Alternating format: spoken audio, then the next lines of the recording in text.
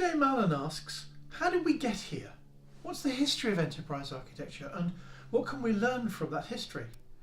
Well, the most useful sequence to me about the history of what's called enterprise architecture came from Dana Bredemeyer way back in 2005. He talks about IT architecture, particularly infrastructure architecture, the architecture of the enterprise's IT infrastructure. And that's what we got, particularly in frameworks like up to TOGAF 7, TOGAF version 7.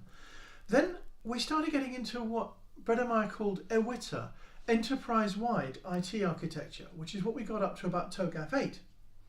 The problem then came that people confused enterprise-wide IT architecture and they simplified it down to enterprise architecture, which causes a lot of problems, as we'll see later.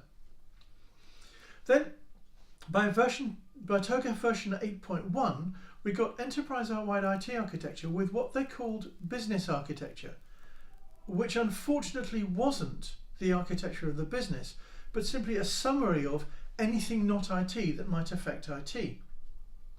It's only much later, TOGAF particularly continued on with version 9 and version 9.1, still with essentially the same model. So the version of TOGAF we have now doesn't really cover anything other than a slightly better example or understanding of how business affects IT. But what we needed right from the start in our work in Australia Post and elsewhere was what we called whole enterprise architecture, the architecture of the enterprise, where the term enterprise relates not just to scale, but to the actual scope. And it's an enterprise that extends beyond the organisation. In effect, it's a story that holds everyone together. When we made that understanding, we looked at some precursors. Disney, for example, with not just the original cartoons and films and children's television, but also things like Epcot, an old people's community, and Disney World, and how all of these interacted with and supported each other and transferred ideas from one place to another.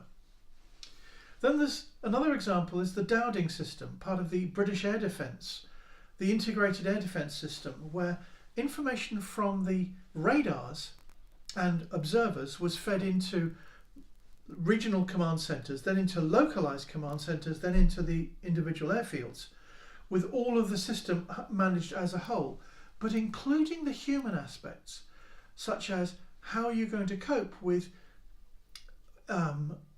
radio operators who are listening to their boyfriends dying in the air. You've got to get them to be able to continue on while in the real time. And how all of this is a feedback loop, supporting with each element supporting every other.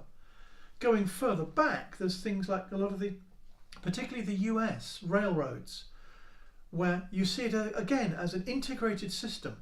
Ford's factories, the same could be said. It's a fully integrated manufacturing all the way out, from mines all the way through to delivered and maintained vehicles.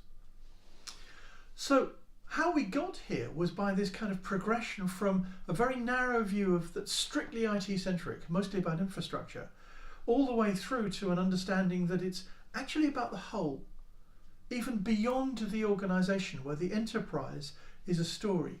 And each one of those elements, everything depends on everything else. So an architecture is about how things work on with each other and depend on each other, how to get them to work better together and on purpose.